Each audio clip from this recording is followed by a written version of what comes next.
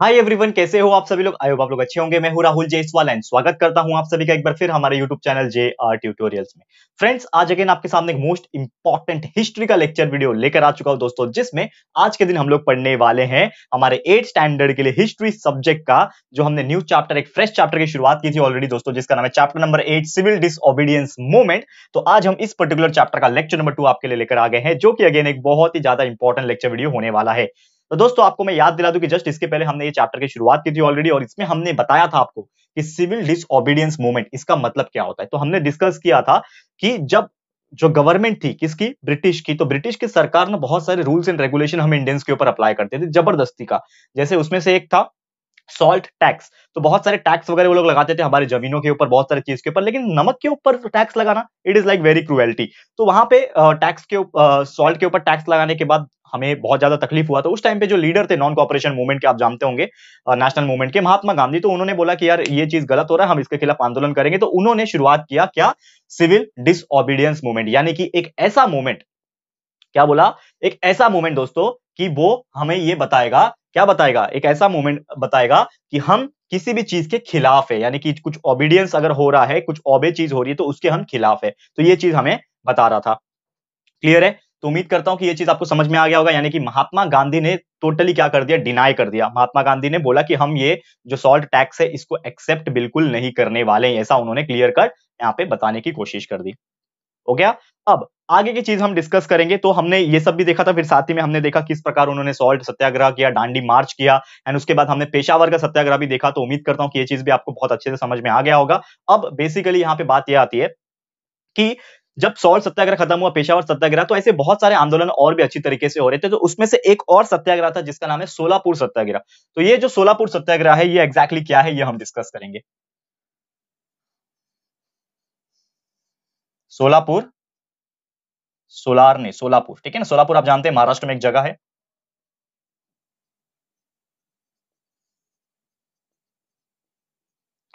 सोलापुर सत्याग्रह।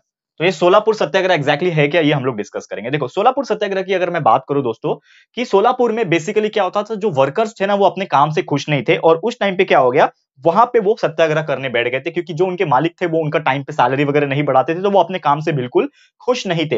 And जब वो अपने काम से खुश नहीं थे, तो वो क्या करेंगे, ऑब्वियसली सामने की तरफ से आके वो क्या करेंगे, सत्याग्रह करेंगे, आंदोलन करने की कोशिश करेंगे।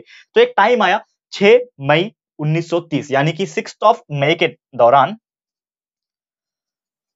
6 मई 1930 के दौरान यहाँ पे क्या हो गया कि यहाँ पे हड़ताल जो है वो सोलापुर में देखा गया था। अब हड़ताल जब हो रहा है, जब इतने सारे वर्कर्स एक साथ मिलकर हड़ताल करेंगे, तो उस टाइम पे जो ब्रिटिशर्स थे वो खुश नहीं थे, क्योंकि वो ये नहीं चाहते थे कि कहीं भी कोई भी तरीके से जो इंडियंस है वो यूनाइट हो जाए और एक साथ मिलकर कुछ चीजें करे, तो वो ये नहीं चाहते थे। तो जब हड़ताल होने लगा, ऑर्गेनाइज होने लगा, तो जो डिस्ट्रिक्ट कलेक्टर थे उस टाइम पे, जो जो भी रहे होंगे, तो डिस्ट्रिक्ट कलेक्टर ने क्या किया, फायरिंग का ऑर्डर दे दिया, क्योंकि ब्रिटिशर्स जो थे वो बहुत क्रूएल थे। वैसे एक फायरिंग का ऑर्डर जलियांवाला बाग में दिया था उन्होंने, उन्होंने मतलब बाकी ब्रिटिश दूसरे ऑफिसर ने, ठीक है ना। तो ये जब चीजें देखा गया कि यार इन्होंने क्या कर दिया, फायरिंग का ऑर्डर दे दिया है, तो यहाँ पे जो भीड़ थी एक कहीं ना कहीं से उनके ऊपर खतरा हो गया था, जान का खतरा हो गया था उसके ऊपर। तो बहुत सारे जो वॉलंटियर्स थे, जो हड़ताल में शामिल थे, जो वॉलंटियर्स थे जो हड़ताल कर रहे थे उस टाइम पे, जिसमें से एक थे शंकर शिवदरे, तो वो इस फायरिंग में मारे गए। क्योंकि देखो, जलियांवाला बाग में जैसे फायरिंग हुआ था, सेम इसी प्रकार का फायरिंग यहाँ पे भी हुआ। तो जब फायरिंग हुआ तो बहुत सारे वॉलंटियर्स और उसके साथ में जिनका नाम था शंकर शिवदरे, मर गए,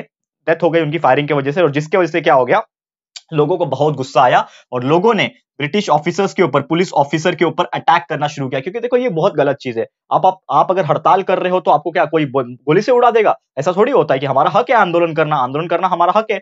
बात आपकी माननी चाहिए। जैसे कि आज के डेट में अगर किसान आंदोलन कर रहा है कोई, तो क्या गोली से उड़ा देना चाहिए उनको? ऐसा थोड़ी होता है। तो नॉर्मली सेम उसी प्रकार जब किसान, माफ करना, जब ये वर्कर्स लोग जो आंदोलन कर रहे थे, तो उस टाइम पे जब इनको ऑर्डर्स दे दिया गया कलेक्टर द्वारा कि इनको गोली से उड़ा दिया जाए, फायरिंग कर दिया जाए, तो ऐसे फायरिंग की थी और उन्होंने बहुत सारे लोगों को उस टाइम पे मार दिया। तो बहुत सारे जो लोग हैं वो गुस्सा हो गए थे एंड उन्होंने पब्लिक प्लेसेस पे अटैक करना शुरू किया, पुलिस स्टेशन पे, रेलवे स्टेशन पे, म्युनिसिपल बिल्डिंग पे, ऐसे बहुत सारी जगह उन्होंने अटैक करना शुरू किया। और गवर्नमेंट ने फिर मार्शल लॉ डिक्लेयर कर दिया। मार्शल लॉ यानी कि अब कोई भी दिखेगा तो हम उसको अरेस्ट करेंगे और उनको सजा देंगे, पनिशमेंट मिलेगा। तो इस प्रकार का जब चीजें हैं वो होने लगा। और उस टाइम पे जो मूवमेंट को लीड कर रहे थे, जैसे कि मलप्पा धनशेट्टी, जो इस मूवमेंट को, ये जो सोलापुर का जो सत्याग्रह चल रहा था उसको जो लीड कर रहे थे, जो लीडर थे, मलप्पा धनशेट्टी, श्री कृष्णा शारदा फिर कुर्बान हुसैन, फिर जगन्नाथ शिंदे, ये लोग को पकड़ के और क्या कर दिया गया था, सजा दे दी गई थी, पनिशमेंट दे दिया था, यानी कि हैंग टिल डेथ, यानी कि फांसी की सजा सुना दी गई थी इन सभी व्यक्ति को। तो बहुत ज्यादा एक तरीके से प्रॉब्लम हो गया था। फिर ये सत्याग्रह जो है यहाँ पे खत्म होता है। फिर नेक्स्ट सत्याग्रह जो आया वो आया दोस्तों यहाँ पे धरासना सत्याग्रह, धरासना। ठीक है, ये क्या है ये हम लोग डिस्कस करेंगे।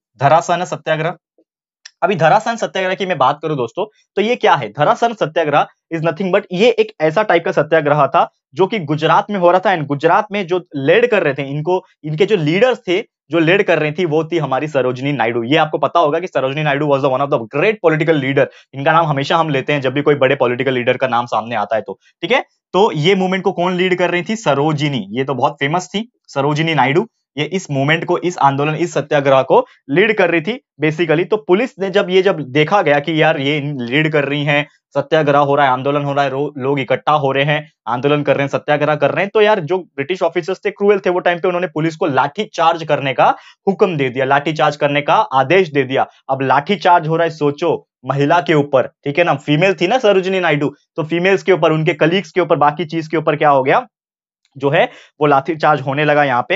एंड जो भी सॉल्ट सत्याग्रह, सॉल्ट के जो दांडी मार्च हो रहा था, सॉल्ट सत्याग्रह जो कर रहे थे, उसको जो प्रोटेक्ट कर रहे थे, वो सभी को लाठीचार्ज हुआ। एंड बहुत ज्यादा उन्होंने लाठी भी खाई एक तरीके से। एंड साथ ही में बहुत सारे लोग जख्मी हो गए, बहुत सारे लोगों को मेडिकल फैसिलिटीज, बहुत सारी चीजों को यहाँ पे जो है वो देखना पड़ा। एंड उसके जगह पे जब कोई जख्मी होता था तो उसके जगह पे कोई नया व्यक्ति आके खड़ा होता था, यानी कि हमने आंदोलन करना नहीं छोड़ा, अगर हमें चोट लग रही है तो हम जाके मेडिकल ट्रीटमेंट लेंगे, लेकिन हमारे जगह पे कोई दूसरा खड़ा होगा। तो यही जो चीज था, गांधीगिरी एक तरीके से चल रही थी, सत्याग्रह चल रही थी, और वहां पे ये कंटिन्यूअसली चलता रहा। और महाराष्ट्र में सॉल्ट सत्याग्रह जो है ये बहुत सारी जगह हुआ, जैसे महाराष्ट्र में कुछ, मुंबई में जगह है जैसे वडाला, आप जानते होंगे, मालवन है, फिर शिरोडा करके एक जगह है। तो महाराष्ट्र में वडाला में, मालवन में और शिरोडा में ये जो सॉल्ट सत्याग्रह है वो कंटिन्यूअसली चल रहा था, एंडलेसली। और बहुत सारे जहां पे सॉल्ट पैंस नहीं है, जहां पे सॉल्ट का डिपॉजिट नहीं है, ऐसे बहुत सारे भी जगह थे। तो वहां पे फॉरेस्ट का जो एक्ट है वो लॉ जो है तोड़ने के लिए यहाँ पे बहुत सारे लोग कर रहे थे, क्योंकि जो सॉल्ट के ऊपर जो एक्ट लगाया था, सॉल्ट के ऊपर टैक्स जो लगाया था, वो हमें तोड़ना था।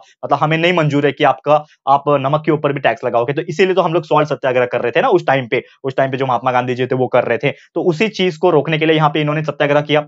ये भी सत्याग्रह, धरासन सत्याग्रह, ये भी उसी के लिए था। तो बेसिकली जब इनको लाठीचार्ज किया गया, मारा पीटा गया बहुत सारी जगह पे, तो जहां पे सॉल्ट पैन था, यानी कि जहां पे सॉल्ट है वहां पे तो ये ऑब्वियसली चल रहा है सत्याग्रह, लेकिन जहां पे सॉल्ट नहीं है वहां पे कौन सा सत्याग्रह होगा, तो वहां पे जंगल सत्याग्रह चलने लगा। क्या होने लगा वहां पे, जंगल सत्याग्रह, क्योंकि जंगल के ऊपर भी ये लोग ने बहुत सारे एक्ट बनाए थे, रूल्स एंड रेगुलेशन बनाए थे।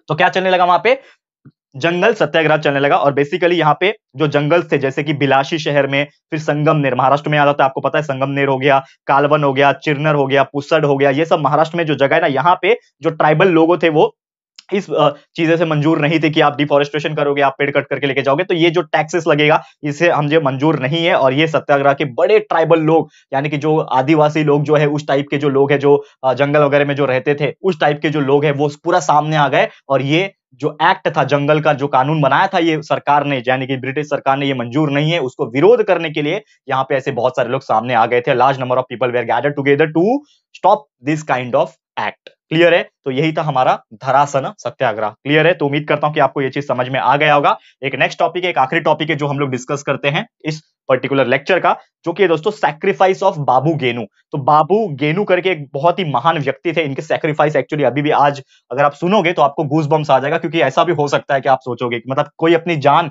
इतनी आसानी से दे सकता है क्या किसी भी चीज के लिए। तो आप सोचो थोड़ा सा इसके बारे में, आपको स्टोरी सुनाऊंगा। ठीक है, तो हेडिंग डाल देते हैं, सैक्रिफाइस ऑफ बाबू गेनू। ये एक ऐसे व्यक्ति थे बाबू गेनू, तो इन्होंने अपनी जान की कुर्बानी दे दी, सैक्रिफाइस दे दिया। तो बेसिकली मुंबई में क्या होता था, एक टाइम ऐसा आया था जो फॉरेन गुड्स, यानी कि जो हमने ठान लिया था ना, क्योंकि हम नेशनल मूवमेंट में आ गए थे, मतलब गांधी जी ने बोल के रखा था कि हम नेशनल मूवमेंट में हम हर विदेशी चीज का बहिष्कार करेंगे, हम विदेशी चीज को नहीं अपनाएंगे, कोई भी विदेशी चीज मुझे नहीं चाहिए, हम अपने देश की बनी हुई, मिट्टी से बनी हुई हर चीज खुद की होनी चाहिए। तभी तो यार ये ब्रिटिशर्स लोग को, ये फॉरेन लोग को एहसास होगा कि हम भी अपने दम पे कुछ कर सकते हैं, हम आपके भरोसे नहीं बैठे यहाँ पे। तो यहाँ पे ये सब चीजें होने के लिए, तो मुंबई में जो फॉरेन के गुड्स आते थे, यानी कि जो सामान जो फॉरेन का सप्लाई होके आता था, ट्रक्स वगैरह में आता था, व्हीकल्स वगैरह में, ट्रांसपोर्टेशन वाले व्हीकल्स में आता था ना फॉरेन, तो उसको रोक लिया जाता था बाबू गेनू द्वारा और उनके कलीग्स द्वारा उसको रोक लिया जाता था। तो एक टाइम आया वहां पे कि जो बाबू गेनू कौन थे, एक नॉर्मल से मिल वर्कर थे, यानी कि एक मिल, एक कंपनी होती है मिल जिसको बोलते हैं ना, तो मिल में काम करने वाले एक वर्कर थे। लेकिन यहां पे उनका एक जज्बा बहुत ज्यादा था कि हम फॉरेन के गुड्स को, फॉरेन के सामान को, बाहर देश के सामान को एक्सेप्ट नहीं करेंगे, हमारे अंदर जो बनने वाले सामान है, हमारे देश में जो बनने वाले सामान है, हम उसके इस्तेमाल करेंगे। तो वो क्या करते थे, फॉरेन से आई हुई गाड़ी, फॉरेन देश से जो सामान आने वाली जो गाड़ी होती थी उसको वो ब्लॉक करते थे, रोड पे ही रोक लेते थे और वहां पे धरना करते थे, वहां पे आंदोलन करते थे। तो यहाँ पे एक ट्रक जो कैरी कर रहा था बहुत सारे फॉरेन के सामान को, गुड़ को कैरी कर रहा था, तो नॉर्मली उसको बहुत सारे पुलिस वाले ने घेर के रखा था। तो यहाँ पे बाबू गेनू ने क्या कर दिया कि ये गाड़ी आगे नहीं बढ़ेगी, ये गाड़ी आगे नहीं बढ़ेगी, ये फॉरेन के गुड़ हम अंदर लाने नहीं देंगे, हमारे मुंबई में इसको लाने नहीं देंगे, हम कुछ भी कर लेंगे। तो बाबू गेनू ने बोला कि अगर आपको ये लाना है तो इसको मेरी लाश पे से गुजरना पड़ेगा, यानी कि ट्रक के सामने आके लेट गए वो कि यार आप चढ़ाओ। देखा होगा ना मूवीज वगैरह में बहुत सारे सीन है कि ट्रक ऐसा रोक के रखते हैं बहुत सारे लोग, तो वो रोड के आगे उसके रास्ते में आके सो जाते हैं कि अगर आपको ट्रक चलाना है ना तो मेरे ऊपर से चला के जाओ, देखते हैं हिम्मत है कि नहीं आप में चलाने की। तो नॉर्मली एक्चुअली ऐसा हुआ कि जो बाबू गेनू है ना पे, उन्होंने धमकी दी कि आपको अगर आगे लेके जाना है, ये विदेशी सामान से भरा हुआ ट्रक को आगे लेके जाना है तो इसको मेरे ऊपर से चढ़ा के लेके जाओ। और एक्चुअल में ये लोग ने किया, इतने क्रूएल लोग थे कि यार बाबू गेनू के ऊपर से ये लोग ने चढ़ा के लेके गया और वो ट्रक पूरी कुचल के चली गई, बाबू गेनू को पूरा सा चीर फाड़ के चली गई, क्रश करके चली गई दोस्तों। एंड बहुत ही बुरा लगा। और जो बाबू गेनू थे उनको क्या मिला, मार्टिज्म प्राप्त हुआ, यानी कि जो हम लोग शहीद बोलते हैं ना, वो शहीद हो गए वो, ठीक है, कुर्बानी प्राप्त हुई। तो नॉर्मली ये सुनने में तो बहुत बुरा लगता है नॉर्मली कि यार हमारे ऐसे ऐसे लोग थे, हमारे लिए इन्होंने बलिदान दिया। जस्ट एक ब्रिटिश का सामान, फॉरेन का गुड़ हमारे शहर में ना आ पाए उसको रोकने के लिए इन्होंने अपनी जान दे दी। तो सोचो यार कितने बड़े बड़े पॉलिटिकल लीडर्स रहे होंगे, कितने बड़े ऐसे महान व्यक्ति रहेंगे जिन्होंने अपने देश की आजादी के लिए क्या कुछ नहीं किया, अपनी जान तक दे दिया। और इससे हमें ये चीज पता चलता है, हिस्ट्री पढ़ के आज ये हमें